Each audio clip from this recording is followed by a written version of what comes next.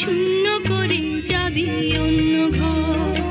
ওরে পাশানি আমার চোখের পানি, আঁচল দিয়ে মুছে তখন যাস মামুনি।